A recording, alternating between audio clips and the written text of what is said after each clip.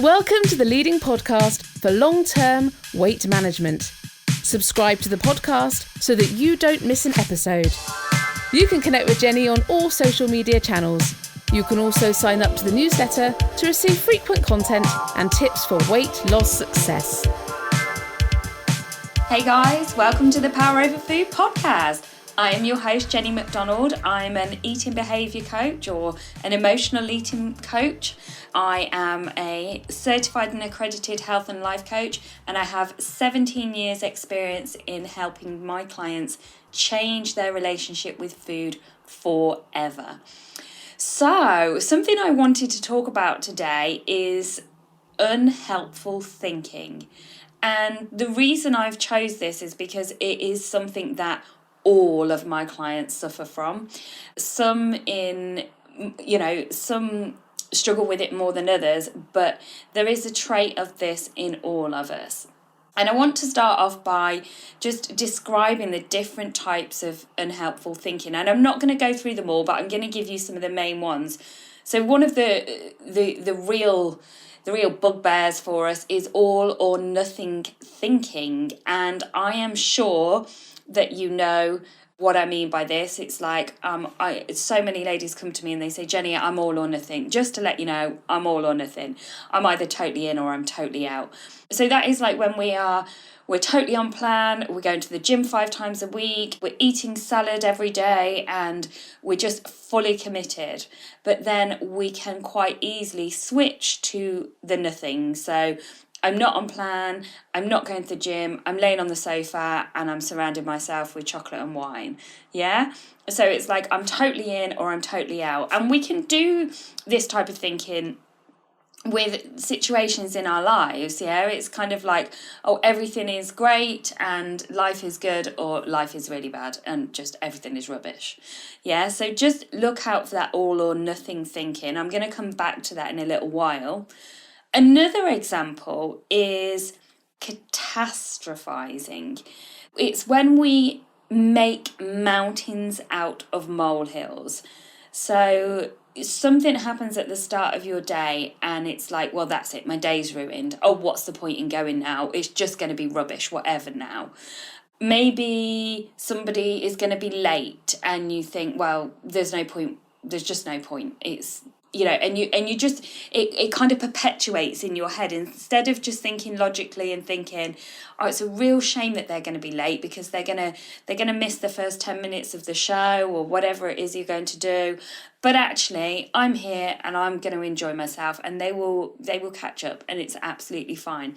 We can get ourselves into a state about it. And all that's happening here is our mind runs away with us, and we think in extreme and from a really unhelpful place. So we catastrophize things. It's like if you spill your drink in the morning when you're making your morning coffee, and then you think, oh, that's it, today's going to be a disaster. And I actually do believe that what the universe hears is today's going to be a disaster. So it gives you a disaster. It gives you the car keys that you can't find, and then it gives you the traffic jam, and it gives you the meeting cancelled. Your day just seems to go from bad to worse. And we've all had these days, haven't we? And they're usually days when you go and overeat because you're just so knocked off with the world that you just think, stuff it, I'm having that chocolate bar and I'm going home for a takeaway. And it is because we've allowed our thoughts, our subconscious mind, to run the show, because you've probably heard me say, your subconscious mind is pretty much running the show. Your conscious mind is only 5 to 10% of the thoughts that you have each day. So while you're allowing that to happen, your mind is running away from you. Another thing we do is what we call labeling. So we often put labels on ourselves, and we also put labels on other people. So something I hear often is, Jenny, I'm just greedy. I am greedy. Now, if that is the label you have given yourself, think about the thoughts that would be connected to that. Because if I tell myself I'm greedy and then I'm sitting down for a meal, I'm going to finish all of that, even if I'm stuffed. And I'm going to want the extras. I'm going to want the sides. I'm going to want the dessert because I am greedy. So if you tell yourself, if you put a label on yourself, that is what will happen. It's the same as putting a label on yourself like, I will always have a weight problem. If that is what you've decided and that is what you believe and that is your unhelpful thought, then you will always have a weight problem. So that is where you need to start changing things and reframing things. And I'll talk about how to reframe in a moment. So I really want you to think about the labels that you give yourself and also the labels that you give other people. So have you made sweeping statements about another person? She is unkind. She is whatever, fill the blank. Because when we make those judgments and put labels on other people, then we're automatically responding and acting towards that person based on that label that we've given them, and that we might even tell other people about them and give them that label. And that may not be fair, and that may affect your relationship. Another label I hear is things like, I'm not attractive, or I'm not attractive if I'm overweight. So, again, think about how you then carry yourself, how you then present yourself to other people if that is the label that you have given yourself. And thinking in these ways, they really can cause quite a lot of emotional distress. I mean, I'm just kind of reeling these off because they're things I've heard for years and years. But, actually, I am unattractive is, if that is something you are telling yourself every day, we really need a conversation. We really need to work on that. If you are telling yourself you are greedy every day, we need to have a chat, yeah? Because you need to reframe these things, guys. Another one is mind reading. So thinking that we know what somebody else is thinking or what somebody else's response is going to be to us, or thinking that we can predict the future. It might be you hear yourself saying, oh, I know what they're going to say, so there's just no point in asking. Or I know what they're thinking about me. So just be aware, are you mind reading? Are you trying to predict the future when actually we don't know what anybody else is thinking? Another one is shoulding or musting. I should do X, Y, and Z, but, or I must do this. How many things do you tell yourself you should or must do? I really should lose weight. I really must go to the gym.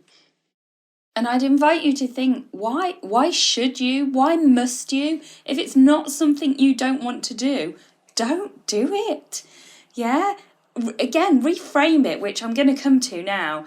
So, what can you do with these unhelpful thoughts? Well, the first step, as always, is awareness. So I want you to start catching yourself. Try and spot when you are thinking from an unhelpful place, and don't judge yourself for it, because we are all guilty of this. And I've been looking at this for the last 17 years and I still find myself having unhelpful thoughts, and I have to think, come on, Jenny, you know this. You're not helping yourself here.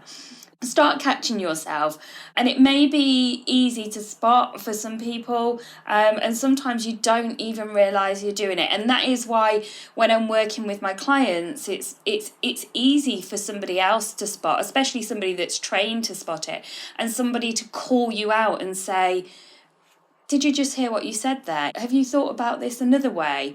Or just calling you out. And my coach calls me out and she'll say, Jenny, did you hear that? And I'll be like, oh gosh, yeah, I didn't even realise I was saying that about myself. So the first step really is awareness. Become really conscious of your internal dialogue, of these unhelpful thoughts. And what sometimes can be quite helpful is keeping a note. So jotting down when you have unhelpful thoughts, because then you can really highlight them and bring you into your awareness, so that you'll notice patterns. Like you might have unhelpful thoughts about the same person or very similar situations, and there's probably something deeper there that is causing you to have those unhelpful thoughts. So if it's always about a partner, then what's the underlying thing that is causing you to have unhelpful thoughts about your partner or your friends?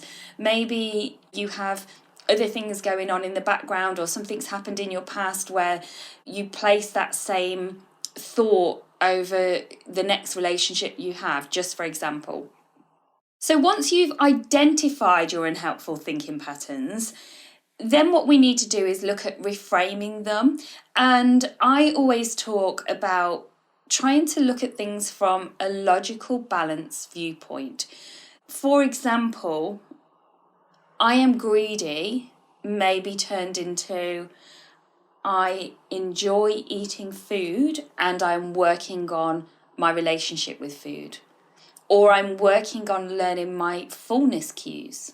Okay? I have ruined it. Let's say if you're talking about your weight loss journey, I have ruined it. Maybe that could be reframed to I ate something that I didn't need and that is okay. Yeah? I know what they will say if you're thinking about somebody else, if you're judging somebody else. How about instead of I know what they will say, you think maybe if I explain these circumstances to this other person, we can have a balanced conversation about this. If you hear yourself saying, oh, the day's ruined because something happens in the morning, then maybe, learn to laugh at yourself and think, no, it's 8:00. The day's not ruined. One small thing has happened and that's okay. But today is going to be a productive day. Because whatever you tell yourself, whatever you put out there is what you will get.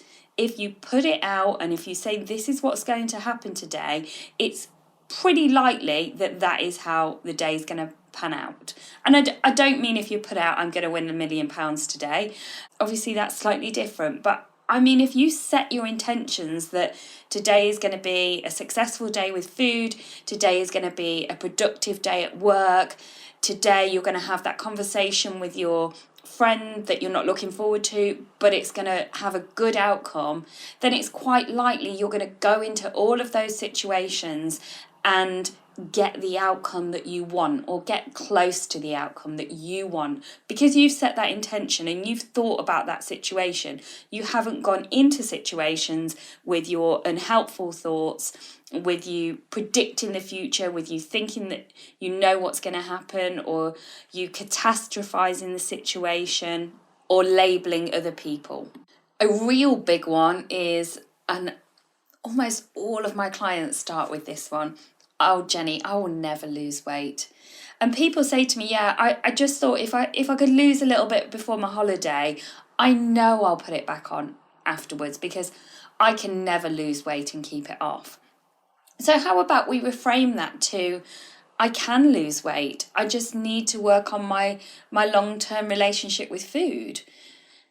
And another thing you can do is look at the evidence, because something like I will never lose weight, the chances are you have an abundance of evidence. I bet you have lost weight 5, 6, 7, 8, 9, 10 times, maybe even more. So you probably have a really, really good stack of evidence to say you're actually pretty good at losing weight. And I would say that it is just a case of working on the long-term relationship with food for you to keep that weight stable and for you to have a peaceful relationship with food. So start looking at the evidence, because we write off, we don't see that bit. We don't see the fact that we're really successful at losing weight. We just see that we always end up back overweight. So we say, I can never lose weight. And let's take, I am greedy.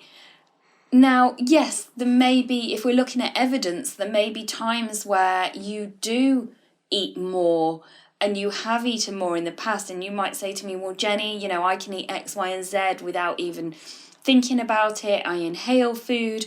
But I bet there's also times where you just choose, actually, I'm okay, I don't want that. Or when you've been dieting before, you've been very wise with your choices and you've listened to your body. So there's probably evidence that says that you're not greedy. It's just something you've told yourself. And also with the labelling, think about where that label comes from. Did somebody say that to you once? Because quite often I think our labels come from our younger years when we've grown up and somebody's made a passing comment like, you will always be big, or, oh, yeah, she's the greedy sister, she'll eat it, and it's stuck. So just be conscious of where that comes from and know what is truth and what is actually something that you just need to let go of. You just need to reframe.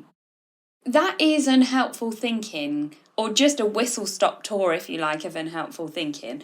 And if you are really, really stuck, drop me a message. We can have a chat. We can arrange a call. If you have a really, really strong and helpful thought that you cannot shift, you cannot reframe, we can always look at setting you up a session using the Helix method just to release that, just to let it go.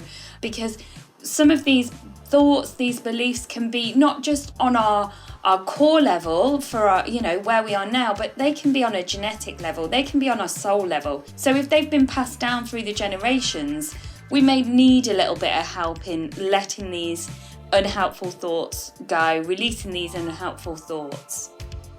So I hope that has been helpful, ladies. As always, I love to hear from you. I love to hear what you're gaining from the podcast, what you're changing about your relationship with food and your relationship with yourself.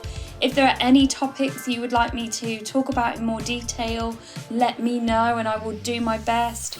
If there's any guest speakers you would like to hear from, just drop me a message. And as always, please share with somebody. Please, if you share this with somebody that has a tricky relationship with food, then they can benefit from listening and developing their relationship with themselves and food as well. Have a great week. Hopefully I will see you all in the Facebook group, and I will see you guys soon. Take care.